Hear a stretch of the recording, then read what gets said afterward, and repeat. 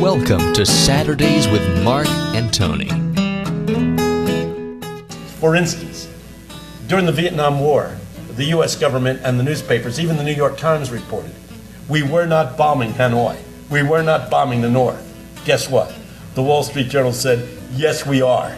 I mean, even though it seemed very unpatriotic to go against the government, they knew that their investors were investing billions of dollars on the basis of what was happening in the Far East, and they wanted to know the truth.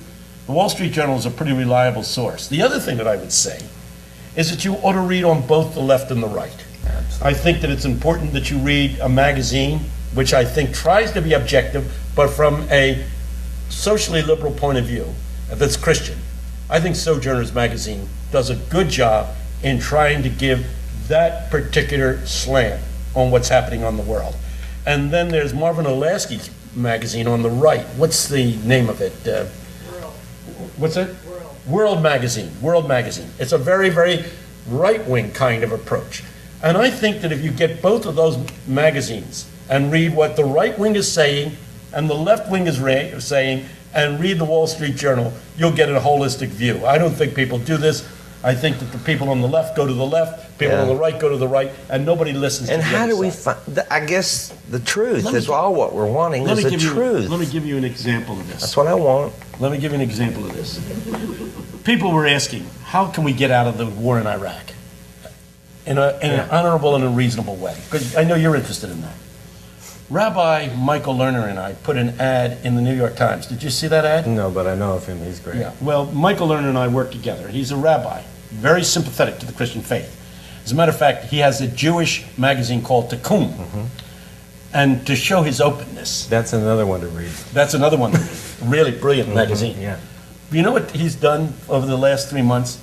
He said, from now on, I want you, Tony, to write an article explaining Jesus to our Jewish listeners. Oh, wow.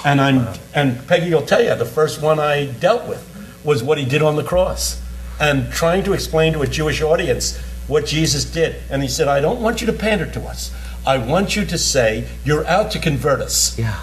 Tell us, what does the New Testament say? What does the Bible say? I wish that evangelical magazines were that open to other points of view. Yeah. But he says, our Jewish people do not understand Jesus from the Christian point of view. They do not understand the New Testament from a Christian point of view. Please explain it to our readers. But he and I put an ad in the New York Times, and this is what we said needs to be done. First, this got all kinds of nasty letters. Michael Medved had me on his show to read the riot act to me. You love to cause trouble. Yeah, but here's the opening thing. That the President of the United States needs to go to the United Nations and give another speech. And he should say this. 4 years ago, I came before you and said we're going to invade Iraq. And the reason why we're invading is because we are absolutely convinced that there are weapons of mass destruction in Iraq. Whether you agree with him or not, I think he said, and I think we have evidence of that the CIA told him, this is a quote, that so far as weapons of mass destruction in Iraq are concerned, here's what the CIA told the President of the United States. It's on record. It's a slam dunk. Yeah. It's absolute. So on that basis, I sent troops in to get rid of the weapons of mass destruction. When we got there, guess what? They weren't there. That's the honesty of the United States. And they may have been moved. Yeah, well, what would have been smarter, they could have easily have planted weapons and said, see, they didn't do it. Right. Here's the reality. Good. Here's the reality. They weren't there. Because of that, hundreds of thousands of people have died. Cities like Fallujah have been destroyed.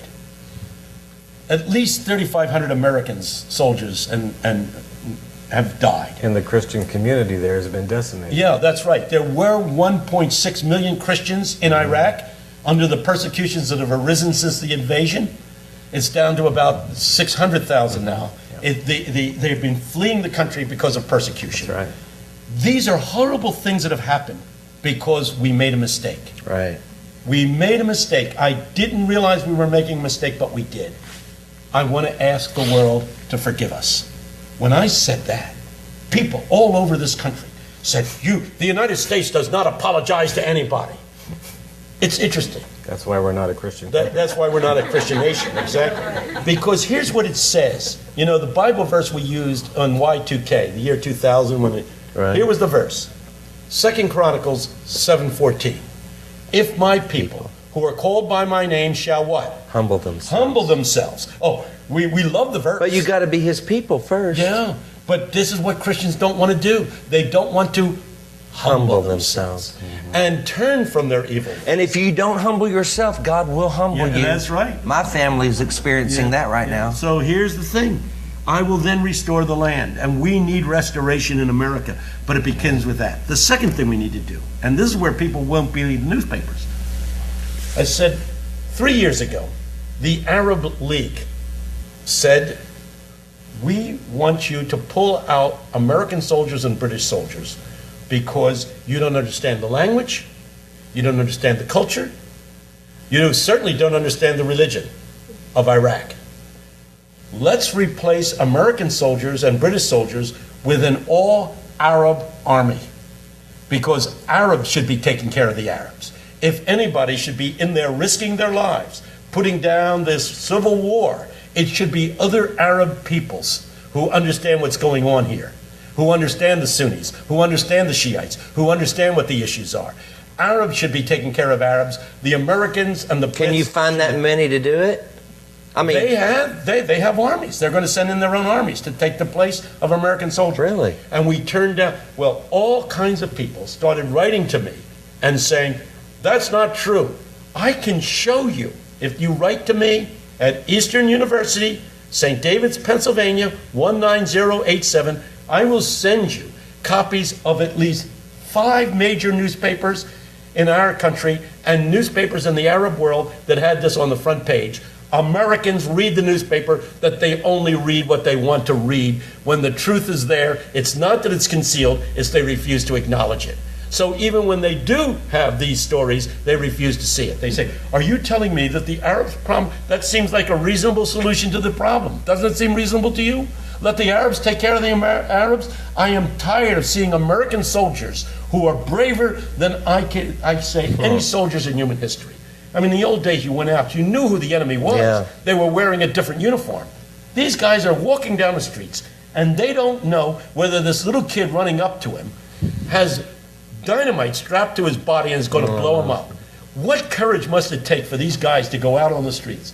And it's time to say, let the Arabs take care of the Arabs and let's pull out and let's leave these people behind. Would you run for president? Well, no.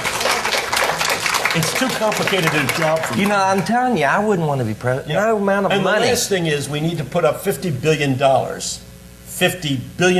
Okay. to rebuild Iraq. Why?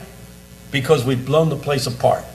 And there's only 1/3 of the people have access to water and electricity. The country's infrastructure has been destroyed. We got to rebuild the country. You say $50 billion. I need to tell you this, Mark, that every 3 days, the United States spends $2 billion every 3 days on that war. We're spending $250,000 a minute. We don't have enough money to provide universal health care. We don't have money to take care of the problems of our own country.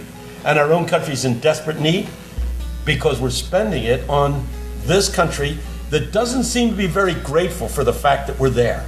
As a matter of fact, 70% of the Iraqi people in a Pew study indicate we want Americans out immediately.